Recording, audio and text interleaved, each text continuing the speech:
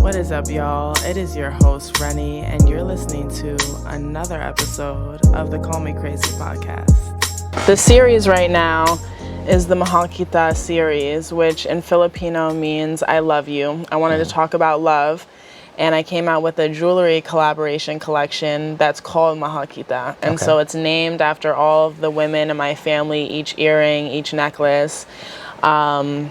And it was just really beautiful to create. So I was like, right now I want to talk about love. I'm coming out with, you know, a jewelry collection that has to do with love. So why not call it the same thing, be cohesive, be able to market it? Yeah, absolutely. So yeah, and then I remember you responded to my story and was like, I'm down to talk about whatever. Yeah, and I'm like, I'm an open book. Yeah. So I was like, oh, this is going to be a good one, because everyone, well, not everyone, but most women are always looking for like a guy's inside perspective on like, what is he thinking? Why is he doing this? Like, does he really like me? Is he into me? You know? So I figured having you on would be a perfect episode. Well, you're going to get some good insights, and, you know, I have an interesting background with my dating life, so let's see what's up. Yeah. Do we both have fucked up fingers? Yeah, so I have a fractured pinky right now. Okay. So we're both on the fucked up finger aspect right now. Which I have a crazy story about that too, but we'll get into that. Yeah. Of course you do. But ladies and gentlemen, this is Miguel. I met Miguel, I feel like we were like COVID buddies. Yeah. Like we definitely like stuck out the pandemic together. Facts. We didn't take it as serious as we probably should have. No, we definitely didn't. We're like second day of the pandemic, like doing beer pong in the yard. Stamford, Connecticut, townhomes. 111. I met you through Kay. Yeah. Did you know Kay already or not? I knew Kay for like maybe a couple months before I had met you, and like just the whole 111 crew in general. Yep. And we met through Instagram. She was like, I want to paint you. And I was like, all right, paint me. And then Miguel was my friend, Michaela Kay, the RTs. She was your neighbor at the time in Stamford. They no longer live there, so if you're going to look for them or trying to creep on them, they no longer live there. Brooklyn, let's go. Yeah. So, yeah, that's how we met. We started hanging out during COVID, and not too shortly after we started hanging out, you then opened up your first brick and mortar, right? Yep. And that's where we are right now. That's where we are. This is not the beautiful Wicked Sense. This is the behind the scenes. This is the inventory dungeon. This is the inventory dungeon, guys. As you see all behind us here, we got a bunch of random stuff. So I think it's awesome. You just got up and went. You were like, I'm moving to Jersey. And I was like, what? You were like, yep. Well, that wasn't the main reason why I moved to Jersey. So like when I was in Stanford, I was working for Bic, the pen lighter shave company. And then I got a job with Tata. I was a category manager here, you know, for about a year. What's Tata? So they own 8 O'Clock Coffee, Tetley Tea. So they're this like big giant Indian conglomerate. They own a bunch of stuff like across the board.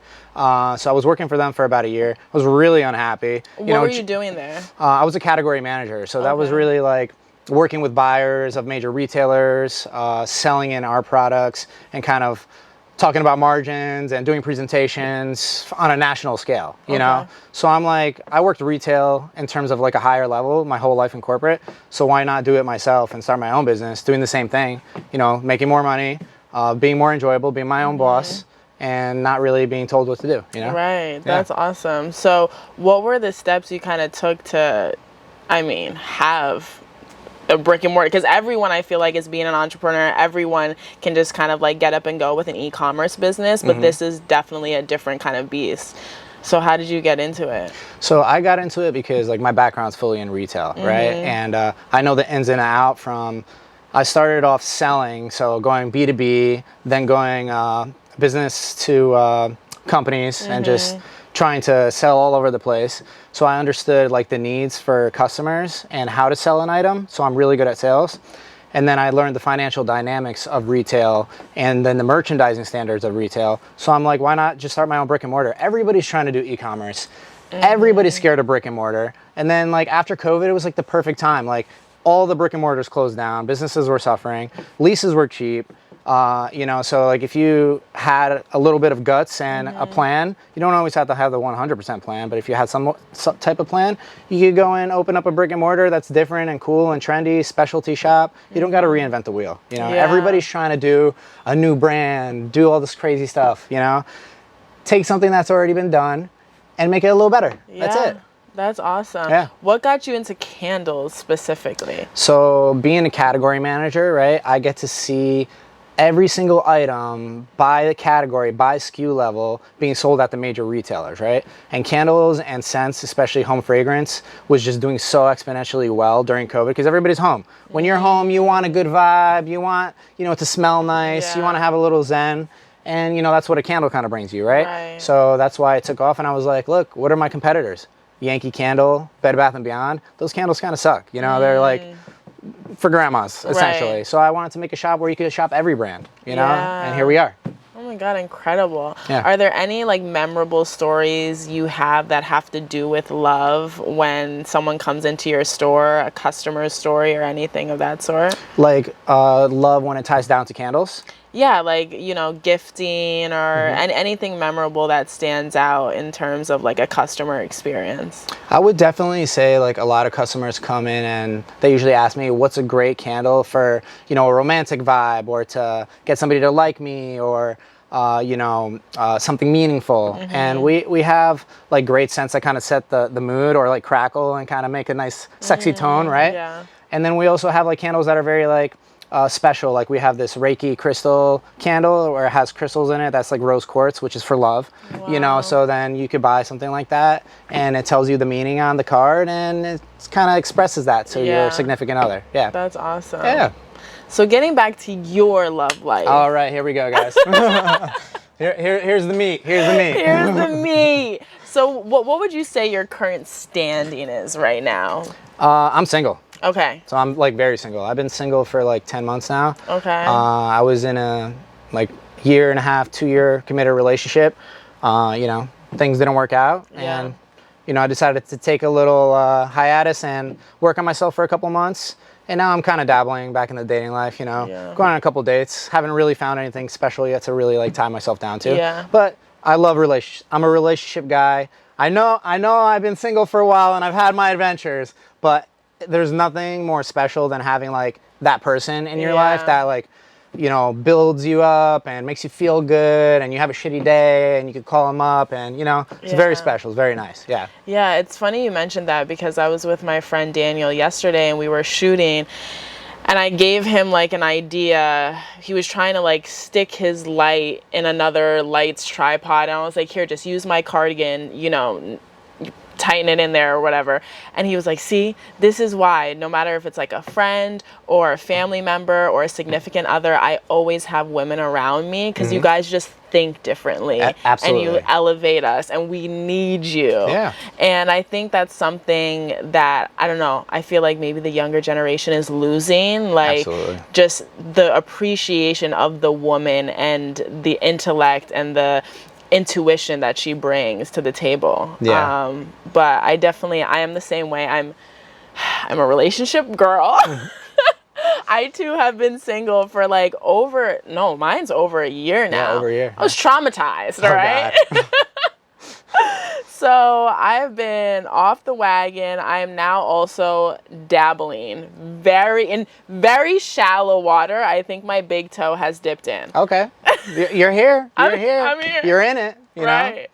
I was telling Miguel earlier, just when we were setting up, I was like, dating is really like anything else in the fact that you have to practice to get it perfect, like, or rather you have to put time and intention into it to get results. Why do I think just going on my merry way with my everyday life, I literally am gonna meet no one? I go from the dog park to work, to shower, to eat dinner, and then like it just starts over again. I don't do anything that puts myself outside of my regular realm, right? Because I'm just like, it's cool over here. I like being alone. You have your nice routine, you know, like you're building yourself And it's a lot to bring somebody into that, and break that routine, and also get accustomed to their routine, So it's a big change, right? It is. But look at relationships in general, right? If you look at yourself when you first started dating or first started hooking up, whatever you want to call it, that person to now, what a change, right? Huge difference. Like a lot of people, they look at their exes and they're like, fuck that person, I hate this person, whatever. But I really appreciate all my exes and the love that I had for them. There was a moment of time that I really appreciated them, right? So I don't enjoy talking badly about my exes ever, because I'm the guy I am today because of, the things they taught me, the challenges that they put on the table for me, the arguments we had, everything. And I feel like I'm a really well-rounded male because of those wonderful females that were in my life. Yeah. Truly. I mean, I can say the same, and I have been like mentally and physically abused in relationships in the past, and I can still say that because of the lessons, like you said, that I learned, and like the standards that I then acquired every time I got treated poorly. Right. So I truly thank those people, and all I ever hope for them is to get like serious help, because Absolutely. I've been getting the help that I need, so I don't find myself in those situations with those kinds of people.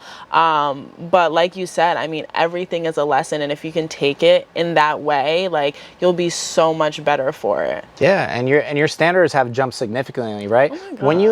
When you enter a relationship, you already know the red flags to look for. You know what you want and what you don't want. And if somebody hits that bucket you don't want, you're like, all right, sayonara, I'm out of here. Right. And that's what makes like dating, especially at our age, a little more challenging, because we know what we want. And if we're gonna settle, it's for something like exponential that like hits. It doesn't have to be like high everywhere, but like a nice, smooth, like every bucket's filled. Right. I feel like that's like nice and smooth, the way you said it. Like if anything makes me feel out of my like mind, I'm like, oh no. Cause I be coasting real nice alone, coasting. No one rocks my boat right here. Coasting. So if you tip me, I'm like, whoa, hold on, we'll settle down there. Don't tip me over now. I'm not trying to capsize, because it's just like you said, like the second it even gets yellow flag, I'm like, I'm raising my white, out of here. Right. But that is also an issue with the dating world now, right? Because when we didn't have social media and all this ease of access with dating apps and stuff, if there was an issue, you would work it out. You would sit down, talk to the person, express your feelings. Now, as soon as there's an issue, people are like, swipe right, new date. And that's it. So that's why I think, people have challenge finding decent relationships, especially in the era now, because everybody is me focused now more than ever, right? Women are like, we got to focus on us. We got to be better as a group. And then men are like, yo, we got to hustle. Yeah. And F women, it's everybody's so about themselves now, right? And now, like, if you don't benefit me, I don't even want to be with you. That's how people are thinking, which is such a terrible way of thinking, right? Yeah. Because in actuality, there's no such thing as a perfect relationship. 90% of the time you might have a great time, but there's always a little hiccup that you need to be able to sit down with this person and express your feelings and work it out. And a lot of people are just not willing to do that anymore, you know? And they just give up. And that's the problem with dating. People are having sex a lot less. People are in less committed relationships. Nobody wants to have kids. Everybody has a damn dog, which I love dogs, by the way. But I'm just saying. Dog parents over here. Guilty. So dating is weird right now. It's weird. It's hard. Like I told Miguel, I was like, I'm ready to get married. Like Yeah. How old are you? I'm 23. Oh, damn. I always forget how young you are. Damn. 23 trying to get married. Yo, I'm 33. I mean, No, I'll be down to get married, but no rush. Because Miguel, it's like I have goals, and I plan my goals in my life around me being completely single, and it just being me and my 2 dogs, maybe 3 or maybe 4 by the time these goals happen. But it's like I'm a full and complete person on my own. Would I love to share this life with someone else? Of course. I'm not someone who needs sex or needs companionship or needs that. It could and would elevate my life in a different sense, and I can fulfill it right now by myself. But it's like I don't need anyone. So if you're coming into my life and I'm investing in you, I'm pouring time, energy, usually money, like, you know, I need to see an outcome. That's how I am. I'm like, if I'm starting a project, and it sounds, if I'm starting a project, where's the return on investment? Right. No, it's a fact. It's a fact. Where is the return on investment? Because I don't. Like, it's like, yes, it's fun, right? It's fun. But at the end of the day, I'm always like, that I could have had like 5 more hours of sleep, or I could have been at home with my dogs, or I could have done this or done that. I could have finished this project. I could have, you know, executed this. I could have. Right. There's so many more things that are on top of my priority list. I'm like, if we're not working towards union, what am I doing? Exactly. And that's the big issue too, is like when I first became single, or when I was through my single days, dating is just weird, because like you start serial dating, you start dating all these different people, and then you actually feel pretty empty afterwards, right? Because what's happening? You go on a couple of good dates, you might have some good sex, and then like you're not really into the person, and it's just like, I just wasted this money, this time, and I have no interest in pursuing this person. You know what I mean? And that's like such a shitty feeling. And that's what makes dating like so challenging, you know? And that's why I'm being like a lot more reserved, and I'm being a lot more picky when I date. So I'm trying to find somebody that like hits the buckets that I want before I like actually start like dating. Yeah. And you know, you got to chat a little bit in person and stuff. Like, I don't really believe in the dating app stuff. Guys, delete your dating apps. They're trash. I'm just saying. I've never had a serious relationship from a dating app. It's always been fun. And like, you want to get to know a person through text message, you could be anybody through a text message, you know? This is why like I don't bullshit. If I'm on a dating app, I'm like, first couple sentences, yada yada yada, let's grab a drink somewhere public, somewhere safe, and let's chat and see if we click. If we click, let's keep going. If we don't, I don't want to text you for 13 days about my life story. It's so stupid. It's like, again, investing that time, and it's even like the breath it takes, or the typing that it takes. It's like, I don't want to divulge that. Like, you would say this here to the podcast right now, but it's like, why am I divulging this to a person that ultimately, like, I'm not even gonna meet up with? Like, what is this for? And then you're talking to 5 different people, so you're wasting your time times 5.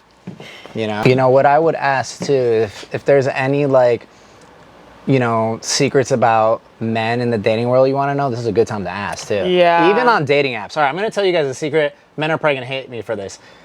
90% of men don't even look at your profile. Just saying, you put all this hard work in your profile. If your first picture is good, we're swiping on that. If it's ugly, we're swiping left. If you have more than one person in your first photo, hard left. It is such a turn off, guys. I don't want to go up and down and try to figure out who you are. I hate that. It's literally so annoying. Every guy will agree with me. And the 2 biggest things, guys are serial swipers. Some don't even look. They're just like, da, da, da, da, da, da, da. So if you don't get a response, you know why. Because they get their matches, and then they say, all right, I like her, I don't like her, I'm just going to ignore her. And there's this app on the computer, and I've used it before. When I first like started it on Bumble a long time ago, I was in Manhattan. I set my location in Manhattan, and there's a app called Mouse Clicker. You could literally go on your computer and just let it click all day. And I left, and I came back like a couple hours later. I had like 2,000 matches in like 3 hours. Literally. So then you just choose who you want. Dating apps are bullshit, guys. Don't do it. I'm telling you. Go out there, go to the gym, go to the library, meet somebody. It clicks for you. Library? Sometimes. I love that. Yeah. I read once in a blue for things that interest me. No, for sure. I feel like lately, because of the podcast, I'm realizing and just being hyper aware of my vocabulary. And I'm like, shit, I need to read more. I'm feeling like there's some holes in the brain. Big facts. It helps you too, like cognitively, it's so good. Yeah, you got to. Like, I feel like the screens are just not doing us justice in that department for sure. All right, craziest date story. Craziest date story? I mean, I have a couple of those, but I'll talk about a recent one. I'll talk about a recent one, just because it's more relevant. So there was this female that I went on a date with, and we actually hit it off. It was great, right? And we we're like, we had such a good time. We were like, let's do a date the next day. So we literally had a date Saturday and Sunday, which I never give anybody weekends, by the way. So you have to be somebody to get a weekend. Yeah. We did not a full weekend. A full weekend. We did not hook up, nothing. But the combo was just so good, and like she was attractive to me. You know, we were vibing, and then we're sitting at the bar, and you know, she's like, just cuts me off, and she's like, I just got to tell you something now before things get serious.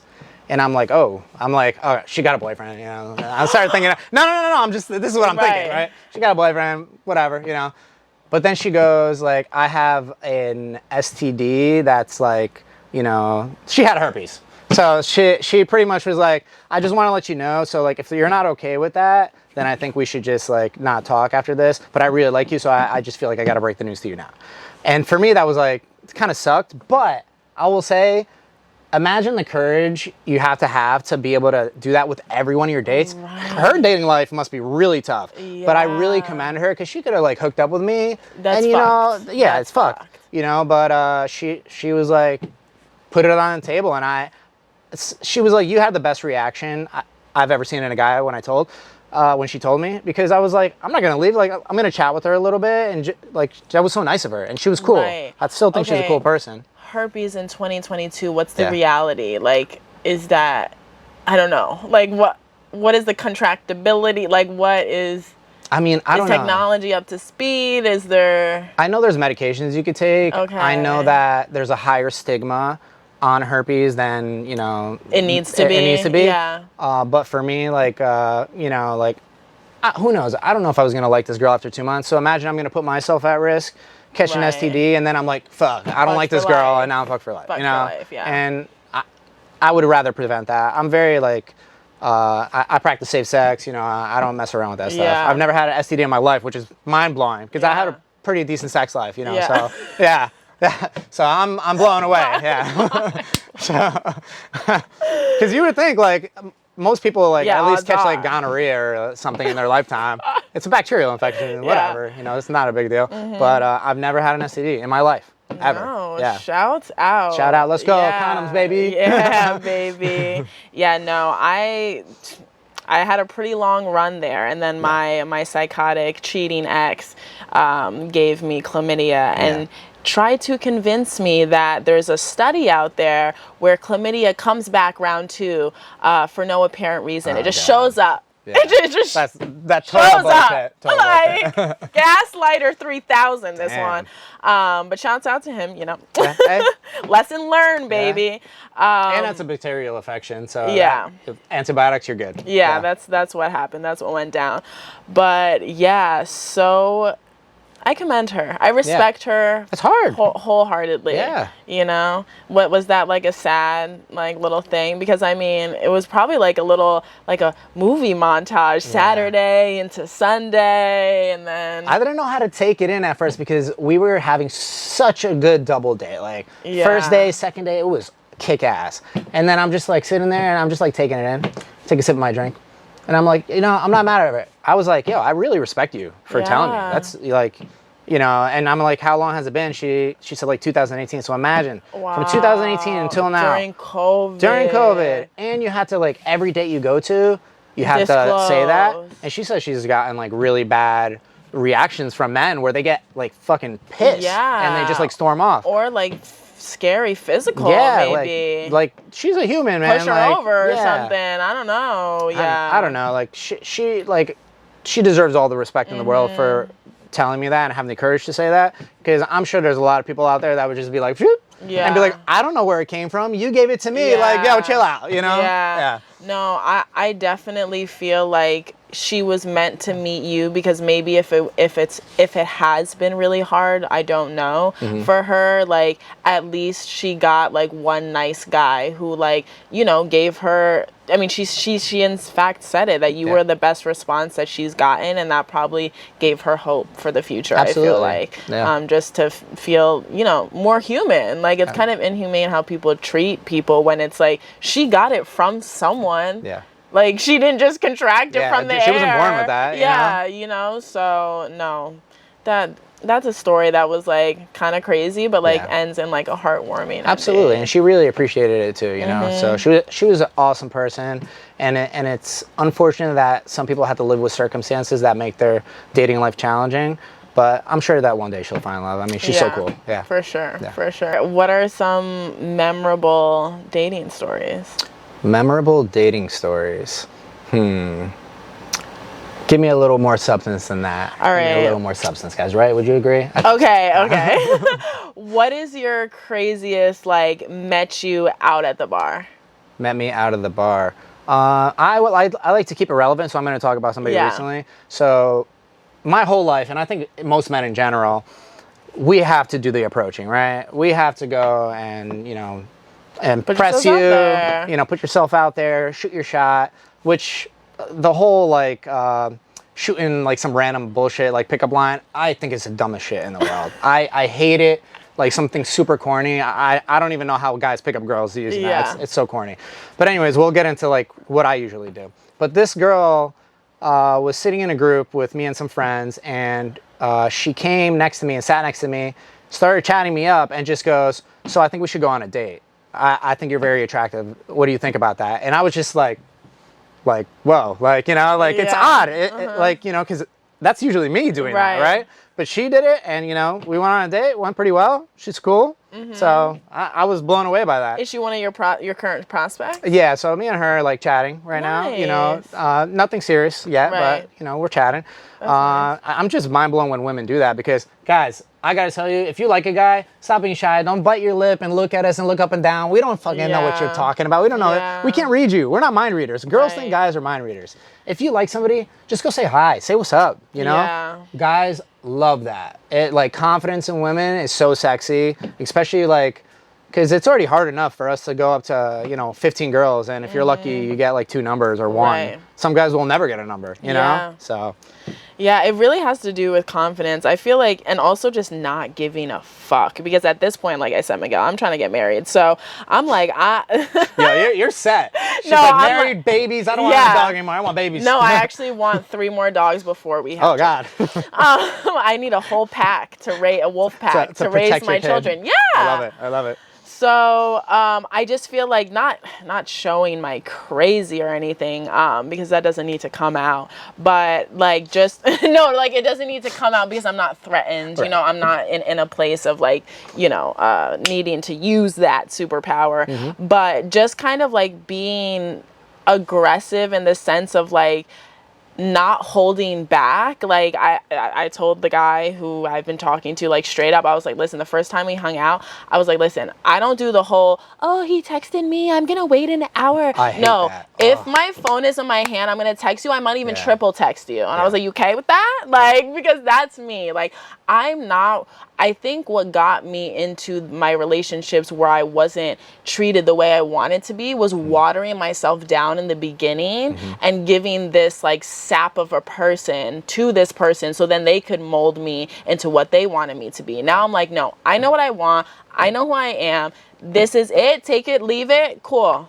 I'm actually really impressed that you were able to do that all at 23, because well, women typically are more mature than men just in general, but you know, it's really hard to get to that point where you just act yourself 24/7. Yeah. And that's where I am now, no matter who I meet, whether you're a friend, potential girl, I put it all on the table. I'm me 24/7, and you'll find somebody better, and you're going to start noticing that the people that are going to be coming around you and coming around your life are people that like those qualities about you, you know? And if you're trying to impress people by acting it's like high school stuff, trying to be part of a clique, Right. you know, you're going to be unhappy. You're going to be with people that don't treat you right, that don't truly genuinely like you for who you are, and you're not going to be doing the things you want to do, you know, Yeah. in every aspect of your life, dating, Exactly. everything. Yeah. Exactly. So I commend that, by the You way. really Yeah. are what you like. You reap what you sow. You are the energy you give out. So if you Absolutely. give out, I'm completely and authentically me, those kinds of people in all aspects of your life will gravitate towards you. I mean, I have some family members that I've honestly just pushed away because they're not real about their life. They're not real about anything. And it's like,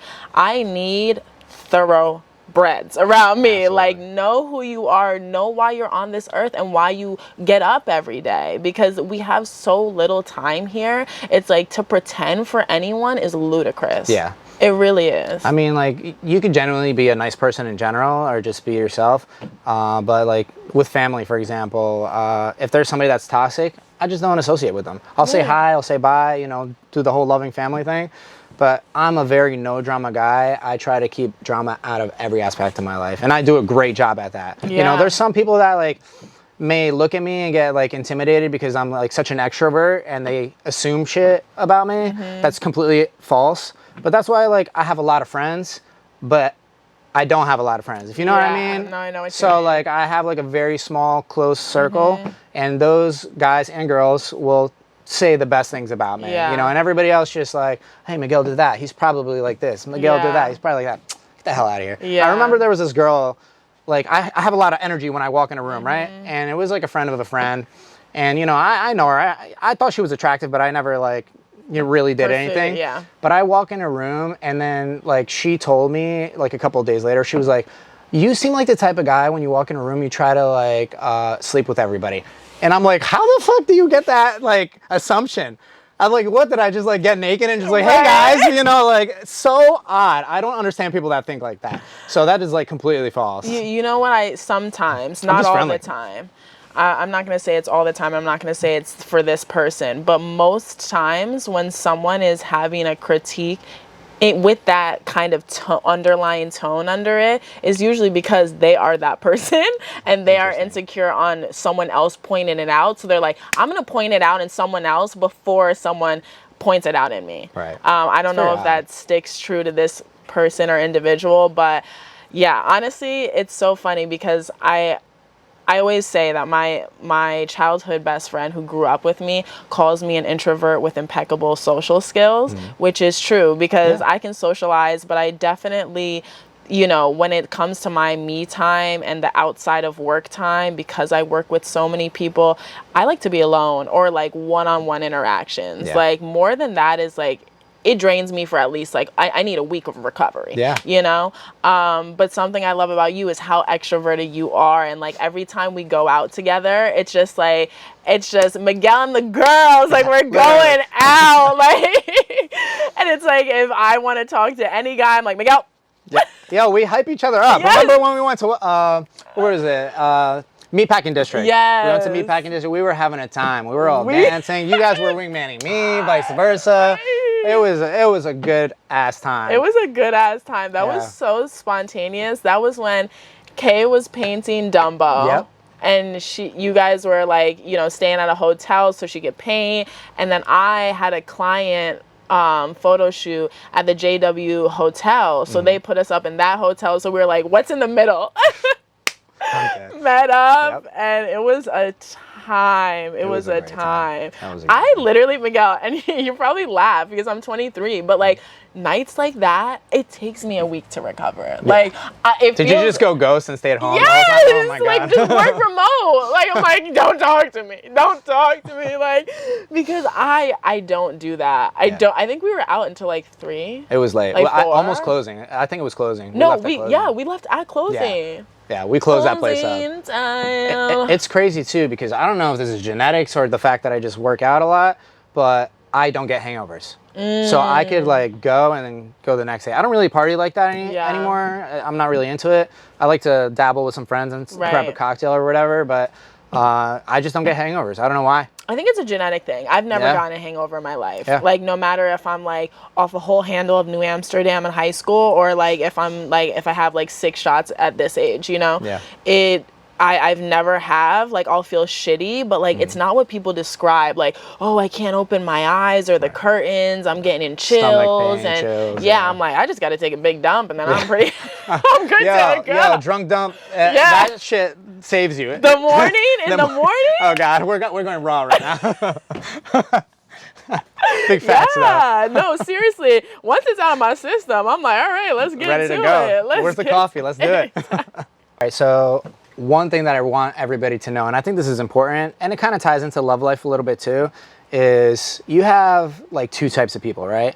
The people that go to the bar to have an actual good time, And then the people that go to the bar to like hawk, where's my next like dating potential victim, and it is so annoying. Like even as a guy, right? Because I like to go to the bar and I like to genuinely have a good time and like hang with my friends, embrace the moment. You go home happy, you go home a little tipsy, whatever, right? Dance, whatever.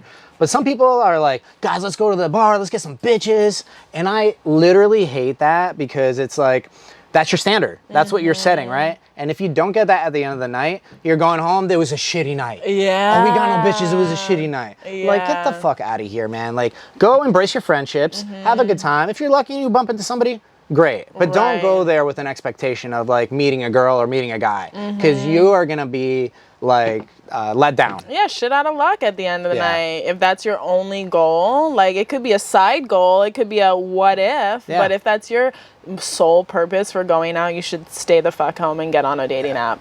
And that, big facts. But go home, be drunk, do a little drunk messaging. But that's a big thing that guys do. And guys, you guys gotta chill because guys are not having a good time when they go to bars because a lot of guys, they just want to do that. They just want to go and meet some chicks. Like, yo, what about boy time? Go hang out with the guys, have some drinks, catch up, shoot the shit.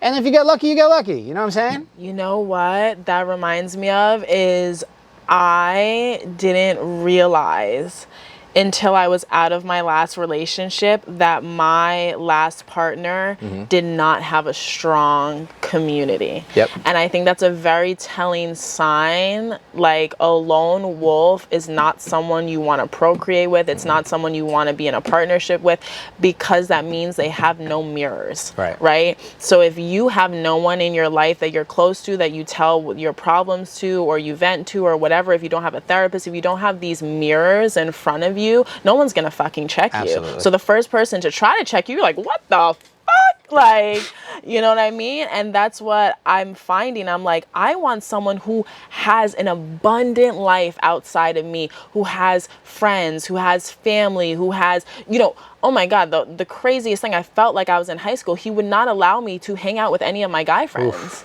Like, unless I wanted to literally hear about sucking people's dick all night long.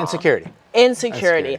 And the thing is like, I need guy friends. Like, and the time, this year, almost year and a half that I've been out of that relationship, it has brought me so much joy to have my guy friends back in my life and to have them be like such a big part of my life, because that shows me if this is what my friends can give me, if my guy friends show up for me in this way, they change a tire, they, you know, hang out with me, they grab me some lunch, whatever it may be, then I need that tenfold from my partner. Absolutely. Community is so important, and like that's something I'm taking note of too. Like if you have a strong community, I'm like, okay, that's good. You have a lot of reflectors. Like you're not just, you know, living life by the seat of your damn, you know.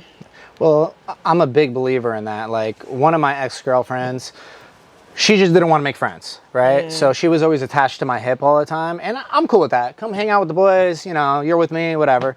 But it's like you need a little bit of, you know, separation sometimes, and she needed some friends to help build her up, you know, help, you know, talk about me, you know, be like, what do you guys think about Miguel? Like, he pissed me off. And they'll be like, oh, whatever, it wasn't that big of a deal, or like help her out, right? So she didn't have that, and, you know, she's just alone and just like always wanted to be around me. And it's challenging because you don't have that support group. You can't really like self-reflect. You don't have people to critique you other than me, you know, and I think it's important to have a friend group, have that person you could talk to. You don't need a million friends. You have one or two good ass friends, you could rule the world. Who cares? You know, like I have like, I want to say like 5 die-hard friends, and I could call them. They know like every little detail about my life, you know. We tell each other everything, and honestly, like that transparency is just so nice. I almost don't even need a therapist, you know, because I tell them everything about me, and they give me their feedback. Sometimes it's good, sometimes it's bad. At the end of the day, I make my own decision. But that's like the importance of community, you know, like it helps you self-reflect. They help you grow. You know, you have somebody that's, you know, a good friend other than just your significant other, you know, and it helps you be better in your relationship too, you know? Yeah, So, it truly takes a village. And I think that's so important because oftentimes you find yourself getting into a relationship and completely being like vacuum sucked by that person. You know, whether you have a community or not, it's like, oh my God, this is so amazing. I'm so into you. And you lose that part that makes you the you that you were when you guys met, right? Because you were fully balanced at that time, hopefully, right? Yeah. You were fully balanced at that time and you were giving each part of your life like a little bit of you, and then you completely like shift the pendulum, right? But it's really important because it's like, you know, sometimes I need to shake ass with my girls. that's it. You know, Like, you're not cheating. Right, no. You're just having a good time. Exactly. You know? Sometimes I need to like just hang out with my own family by myself. Like, yes, my family loves you. I would love for you to be here. But like, there's something different about going to your parents' house alone, you know? Absolutely. Like, you could tell them everything. Exactly. You know, especially if you have that bond with your family. Exactly. So I think it's so important to just keep the things you've got going on right now for you. Don't stop going to the gym and only go to the gym with your partner. Stay in your cycling class with the girls. Stay in your, you know, your weight training HIIT section with your personal trainer. Don't just drop everything. Absolutely. I feel like it's so important to just stay fully you and just have that person be an addition more than anything. And just backtracking a little bit, when you were talking about like the insecurity of your partner having no friends, that's a huge thing, right? So have you ever like been like in your head and you're just at home alone for a long period of time? You go a little crazy, you go stir crazy, you know? And imagine you're out with your friends and your partner's at home and that person is just like, oh, what are they doing? That's all they're thinking, right? So they're getting insecure. They don't want you to have guy friends, you know, and vice versa, you know, girls. But I think it creates a big barrier in the relationship sector where, like my ex, one of them, you know, made me delete every single girl off Instagram. Like, that's crazy. Like family, we went down the list. She was like, who's that? Who's that? Who's that? Who's that? Who's that? And like made me delete. So if you got deleted before, you're my friend now, you know why. I'm just saying. Damn, did I get deleted? I don't know. Probably. I don't know. But like, she did not want me to have any girlfriends and anyone on Instagram. And it was just so controlling and unbearable. Like, yo, like why do we got to do that? Like, that's such insecure. If we're going to start off like that, there's no trust. Yeah. You know what I mean? Like, and at the time, it should have been at the time where you hadn't given her any reason to not trust you. It's so early. How do you not trust me already? I like the last couple of girlfriends I've had, I'm like very loyal. You know, I'm not saying I never cheated before. You know, early when I was younger, I fucked up, and I learned mistake. You know, but that's how you grow. You got to make mistakes, right? And it's a bad feeling. Getting cheated on and cheating, they're both shitty feelings on both sides. Yeah. No one wants to be on either side. It makes you feel terrible. I really recommend you never cheat because it's a shitty feeling. So, Ditto. But yeah. Crazy. No, that's crazy. I had this similar sentiment where there was like a list of 5 people like I had to immediately block. Yeah. And it was crazy because it was people that I genuinely have never flirted with in my life, but he just saw interaction between the two of us. Oh, you've been liking each other's pictures since 2014? Yeah, because, I mean, that's what you're supposed to do on Instagram. You're supposed to show support. And especially because I use my Instagram as a tool for business mainly. It's like, I'm going to like everyone's post. Like, that's showing, I want them to like my post. Like, it's all a numbers game. Like, what are you talking about? So much so that he hacked into my Apple ID. And I'm like, so how can you still be insecure when you know everyone I've ever flirted with ever, and these people are not on the list. Yeah. These people are not on the list. Like, craziness. Well, it's funny because, you know, like when a friend tries to show support but not go too extra, they'll do like 3 emojis under your picture, like the flames. 3 emojis. It's always a 3. 3 is the perfect number. That's my lucky number, by the way. I love it. Yeah. But I was dating somebody and there were girls that were my friends, and it wasn't like scandalous pictures, but they would do something cool or an accomplishment in their life, and I would be like, flame, flame, flame.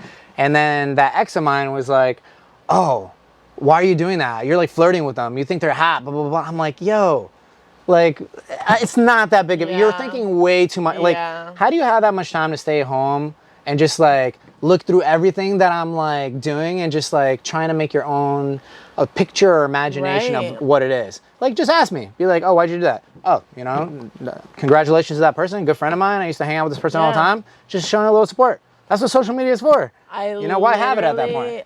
I feel like that's because I'm not like just the example of the person. I'm not talking about this person, but she wasn't a whole individual. No, like, she wasn't. Because I know at what points in my life that I was like that. And I didn't have endless things to do for my business. I didn't have 2 dogs. I didn't have all these responsibilities. I didn't have all these people that I wanted to pour my time and energy into, as well as my significant other, to be like, okay, I don't even have a minute to think about shit myself, for myself. Like, to even think about telling anyone about what my week consists of exhausts me. I don't want to talk about my week after the week happened. You just want to chill. You know what I mean?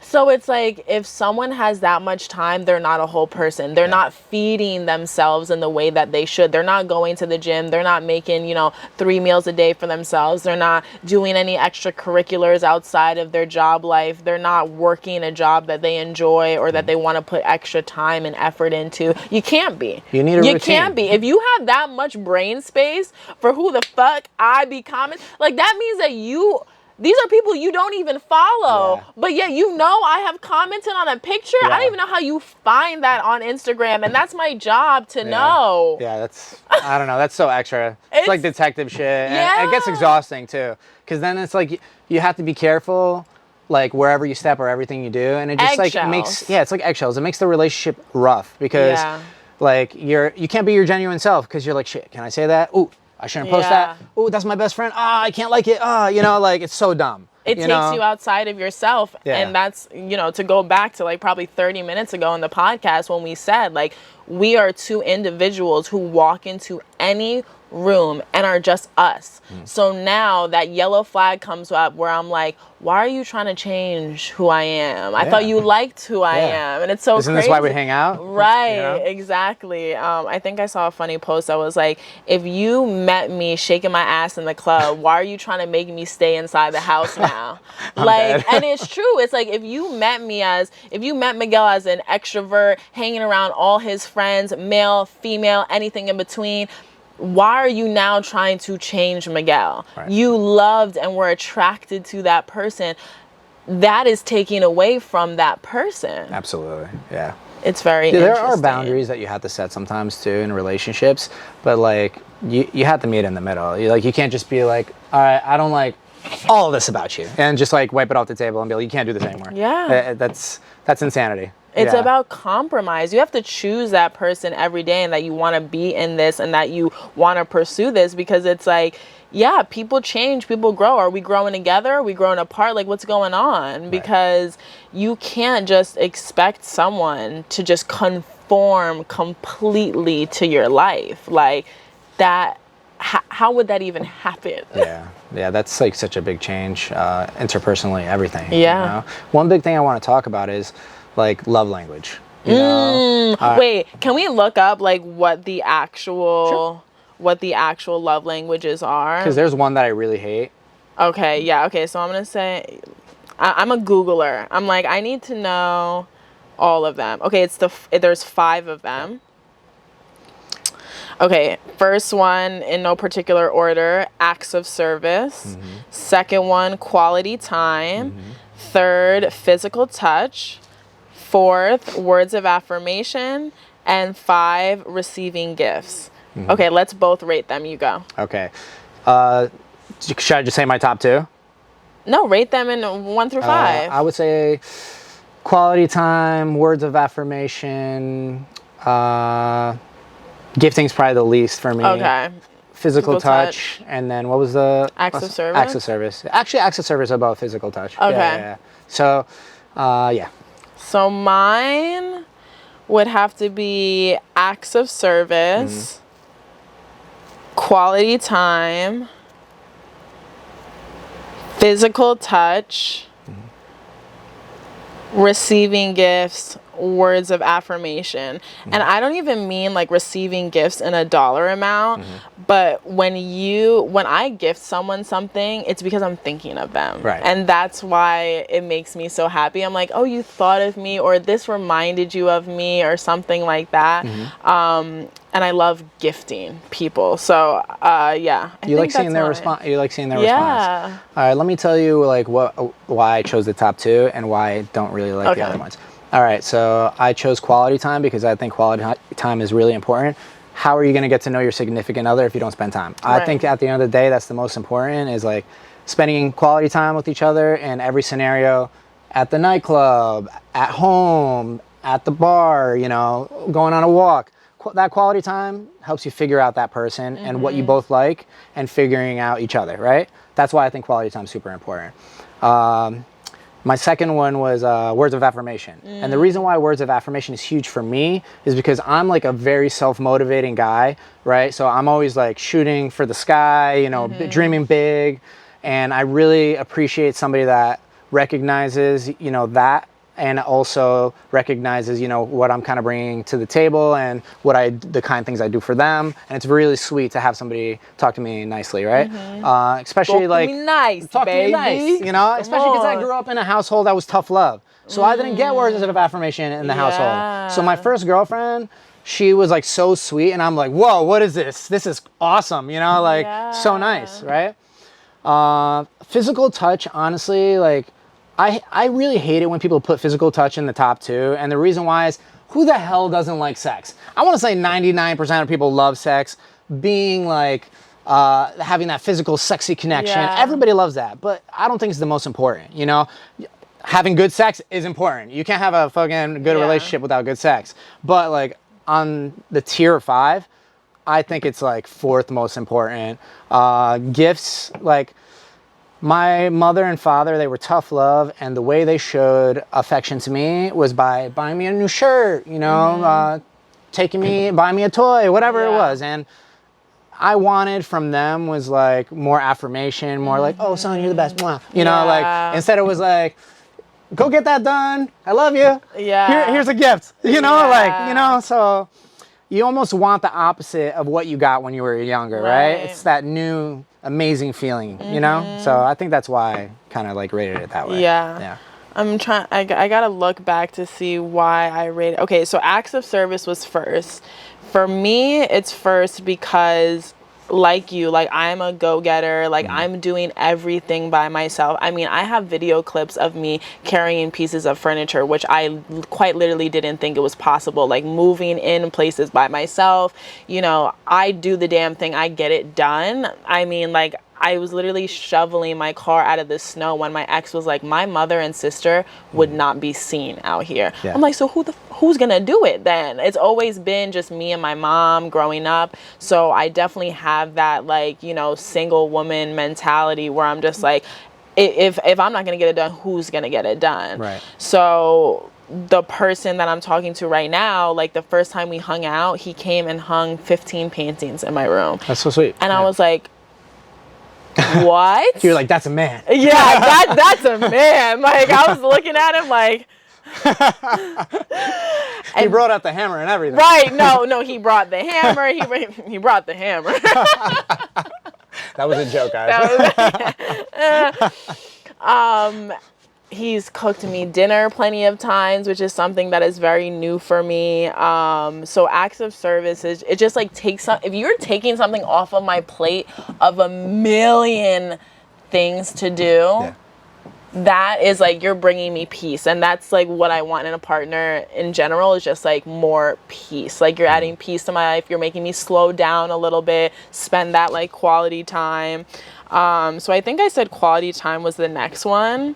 And that definitely means a lot to me, just because like, I feel like I always want my wind down time to be with like my person. Absolutely. And it's just a really special time. I put physical touch right after, and not even sexually. I'm just a touchy person. So you like to grab on, hugs, oh my God, yeah, like bite, like hug, like just like be at your ankles, like not like literally all day, but like when I'm like with someone and I'm really like someone, that I've been trying to hold back, because I literally will, like, if I'm into you, I will just look at you all day long and just be like infatuated with just looking at you. And sometimes he'll be like, why are you staring at me? I'm like, because you're so cute. Like, I just love looking at your face. But yeah, so that's the physical touch for me, is just like touching, like just always like having a connection. It literally doesn't have to be sexual at all. Yeah. Receiving gifts, like I said, just like the thought of you thinking of me when you're away from me is so sweet in any capacity. It could be a lollipop, it could be I don't know, a phone charger, it could be dessert for later, it could literally be anything, like small to big. Like just that you thought of me is just so nice.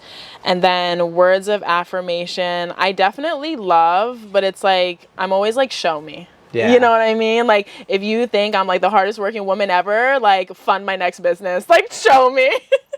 Well, I want to talk about words of affirmation for a second, Okay. right? Because here's probably why it was more important for me than it is for you, right? So I feel like women get compliments 24/7, all the time. They get hit on, they get slid in their DMs. Everybody's like, oh, you're so beautiful, blah, blah, blah. So that is like probably the lowest for most women, right? Because they get that all the time. Yeah. I'm walking down the street and nobody's like, hey, beautiful. Oh, it's sliding my DMs, Yeah, right? So I don't inspired. get words of affirmation like that, you know? So that's why I think it's more important for men, because women just get diluted with that. So that's like almost the least important for you.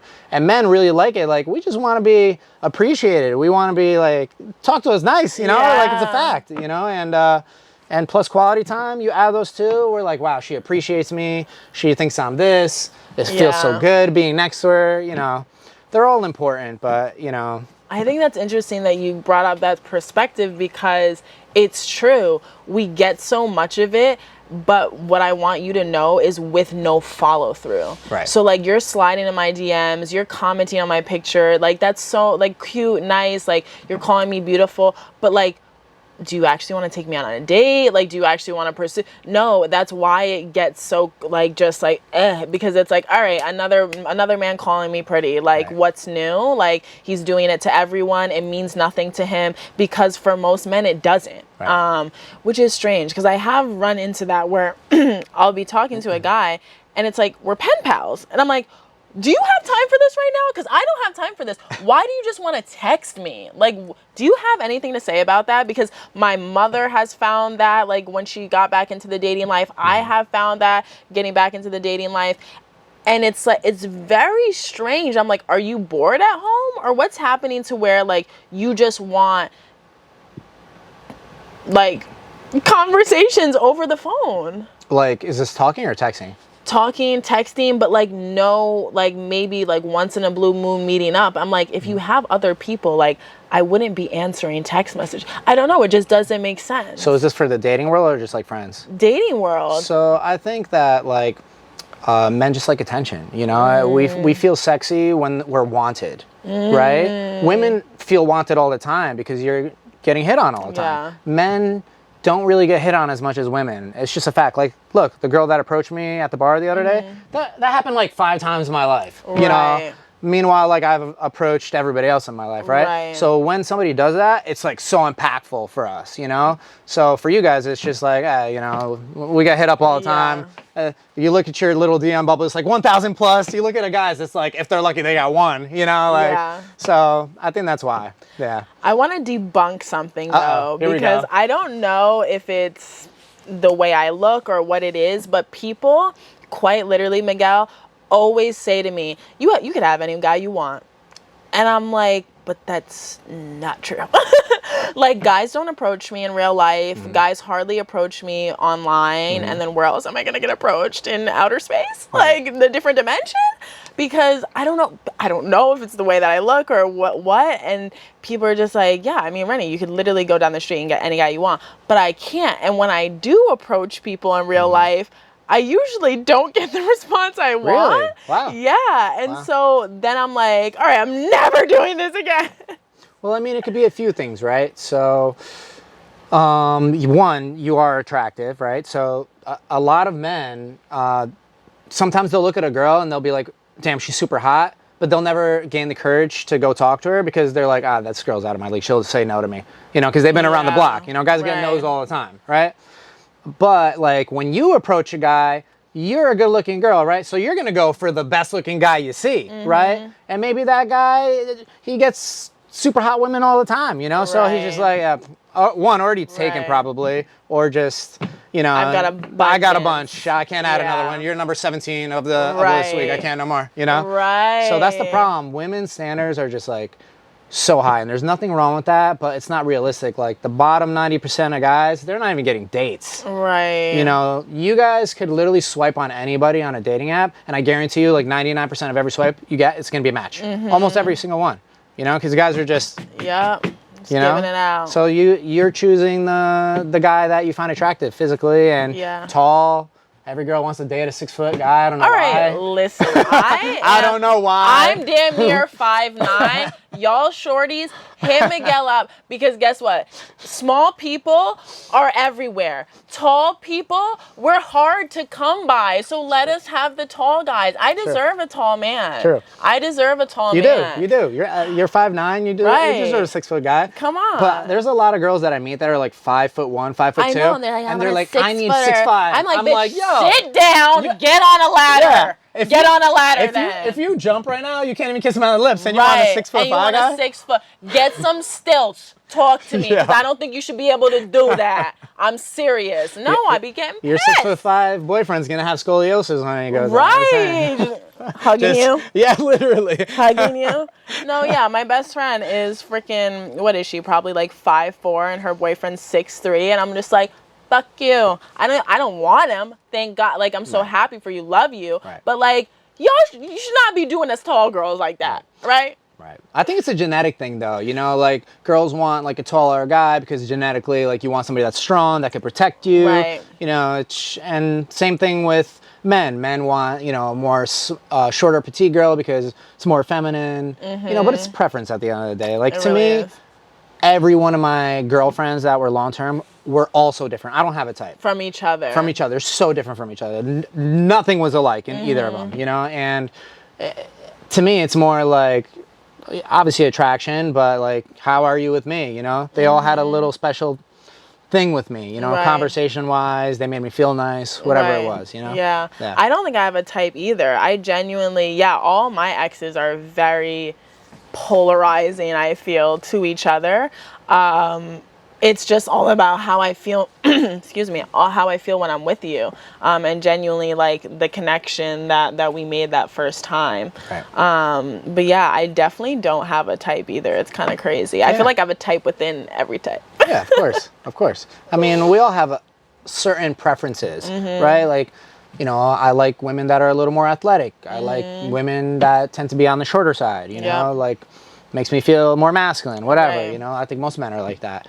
So little things like that, right? Yeah. Those characteristics might be the same, but they were all different ethnicities. They were all different personalities across the board. You know? But that's awesome. Yeah. Like you said, it just gives you a well-rounded experience and like molds you into the well-rounded man that you are today. Hallelujah! Hallelujah! All right, so we're nearing the end. Although Miguel and I could clearly talk for years on end, we're gonna cool it down, mellow it out. So I'm gonna let Miguel ask me some questions. What do you want to know? Yeah, so I would say the biggest thing right now, right? The dating world is just super interesting. Let's say there's a single guy out there. What would be the best advice that you would give him to like approach a female like you, or just women in general today? Because a lot of guys really don't even know how to approach women anymore. Right. Like I'm old school. I'd like in person more, but a lot of guys just don't know how to do that, especially when the younger guys now, if they started from dating apps since day one, That's actually like a crazy, scary thought too. Yeah. Like, just the way that human connection has been altered and how the patterns of human connection has changed over the years.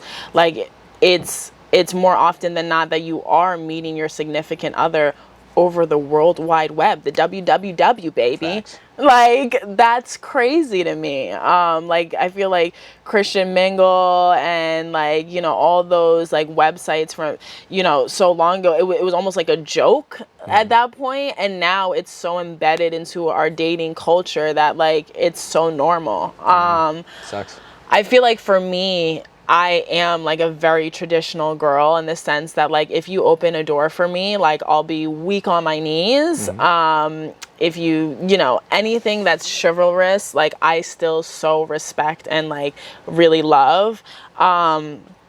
So I would honestly, and I'm like you in the same way where I'm like, I like in person, because we could be so cool over text, and then in person is like the most awkward energy ever, right? Because you have time to think, you're calculating your thoughts and responses. You might not be yourself in that moment because you have, you know, this barrier in front of you, this phone, this, you know, this screen. So for me, like, I genuinely would say where I'm at right now, if you're looking for a girl like Ren, literally be you, pursue, and, you know, show us, like, what you're about. You know what I mean? Like, I just want you to say, hey, you seem like a really cool individual. Like, can I take you out sometime? Like, I have no time to waste. I hate texting. I just want to see people in person. Like, because once I can get off my phone for work, I want to be off of it. Like, I just want to stay right here. Like, I don't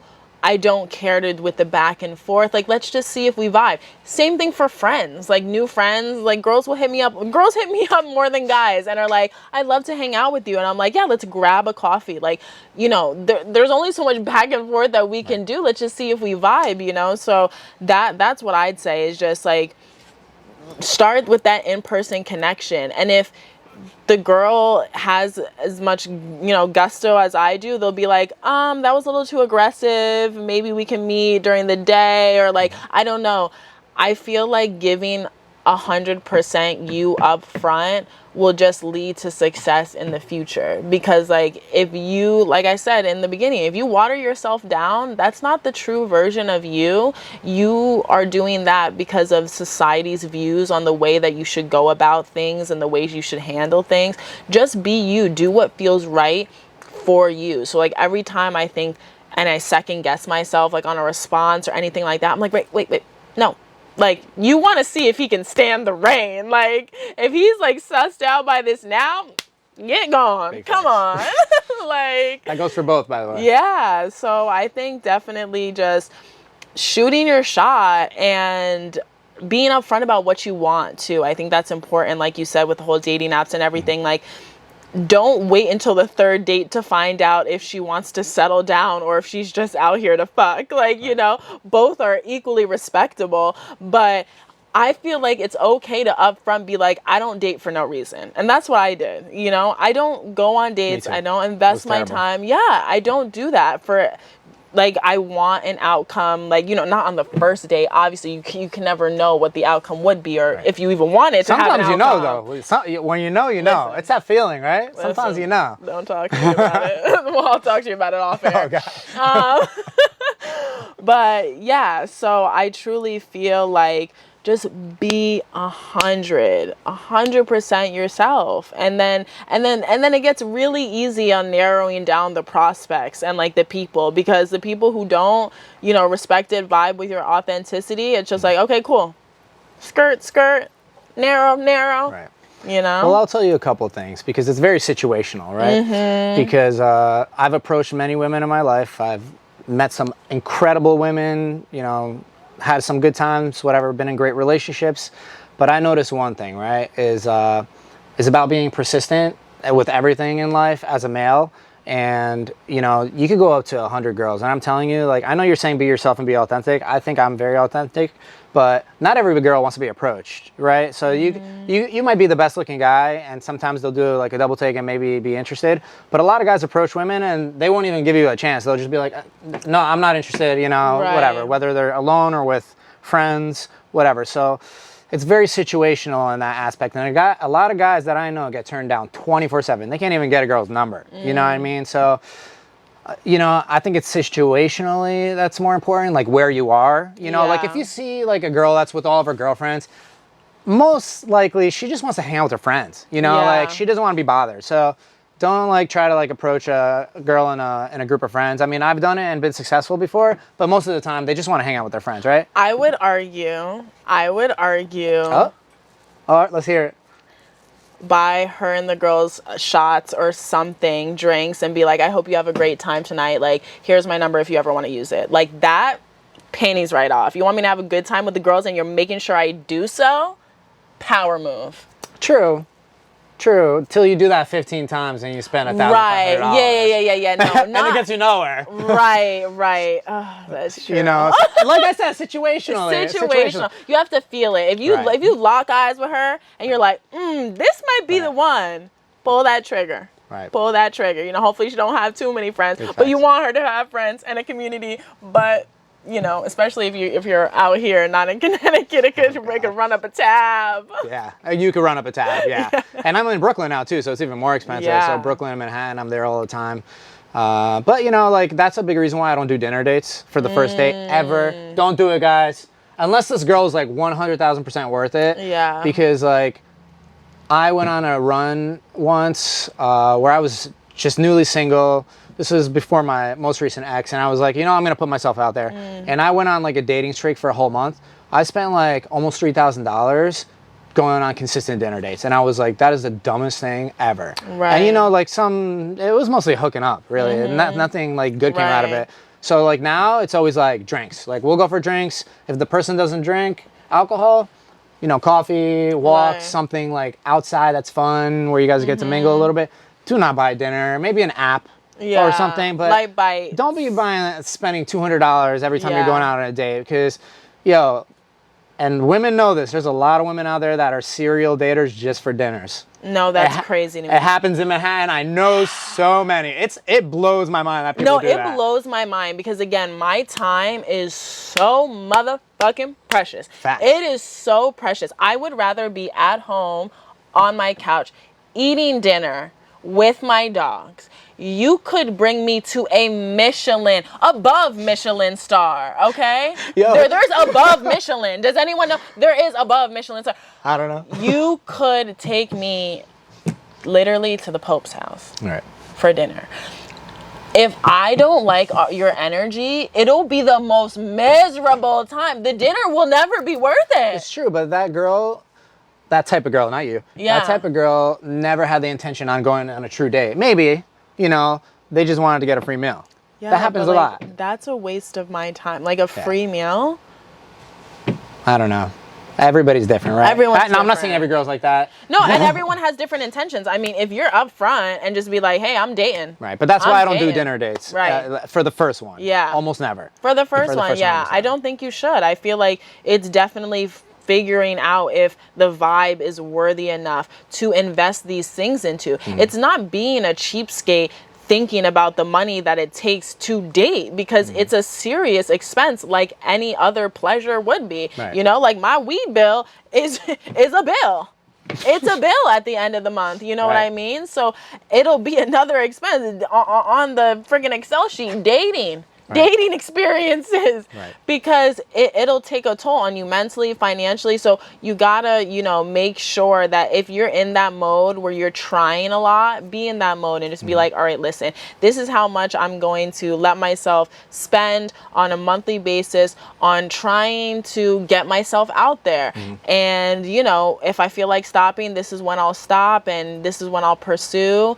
But, you know, it takes a lot. It takes a lot. You're not gonna just find your, you know, forever just willy-nilly. True. I guess the biggest takeaways from that is like it's very situational.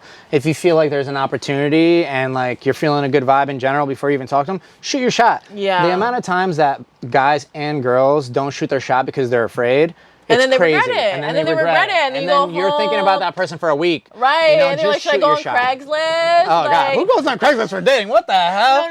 No. On Craigslist for like that section where it's like missing connection. Oh, my God.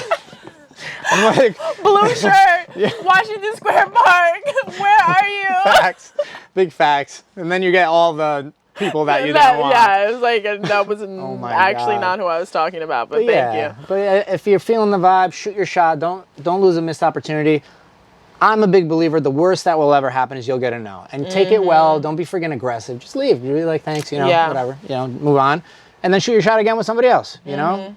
Be more confident, figure yourself out, work on yourself. I think it's really important to work on yourself, because if you're strong internally, mentally, physically from working out too, you're going to be so much more confident. You're going to feel good. And I'm telling you, that energy radiates. Like, I feel so good in my life. I love my life. I love myself.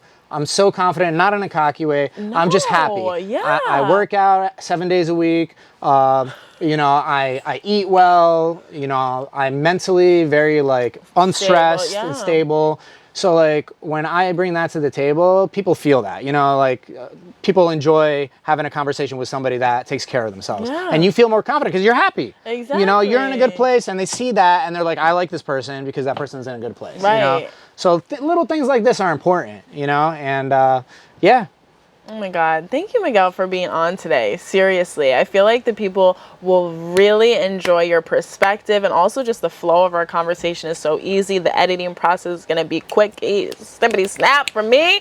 But we'll definitely have you back on. Awesome. Are there any topics that you would want to talk about in the future?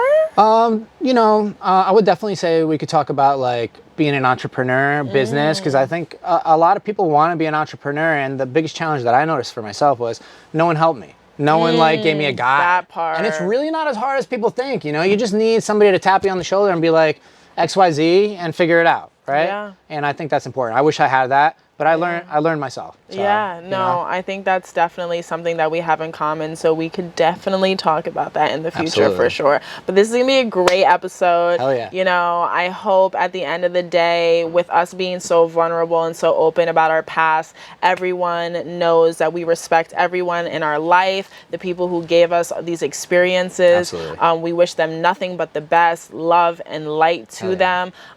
Please do not feel any sort of way. We are just using our lessons that we learned as a tool to help literally anyone else who is on this other side of the camera, who's, you know, watching this content. We're using it to help people. We're really not trying to single any one person out or make anyone feel bad about themselves. We greatly appreciate the role that you played in our lives and able to share it with others as well. So I just want to get that across so no one feels slighted or, you know, anything like that while listening to this very vulnerable conversation. And just thank you for being vulnerable, because not a lot of men are, especially not a lot of straight men are, you know? So it's very nice and refreshing to get that perspective. And I feel like also it's something that a lot of women appreciate to hear, and to just kind of be like, all right, like that makes me feel a little bit better, you know? Absolutely. And don't hold grudges, guys. Like that's one huge thing, bouncing off of like we didn't have any bad intention talking about our prior experiences.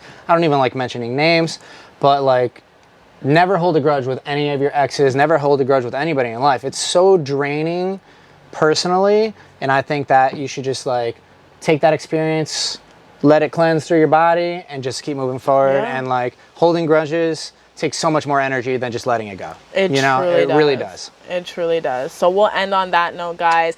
I will leave everything you need to know about Miguel down below. So both of his locations, I know everyone loves to be in New York. So New Jersey, Hoboken, baby, and then DUMBO, Brooklyn is where you can find Wicked Sense.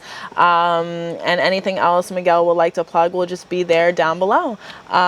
So I hope to see you in one of these stores helping, you know, someone who helped you out by watching. Big facts. And use code WICKED10 online if you want 10% off. Ooh, got you. Smash that. Hell yeah. All right, bye guys. See ya.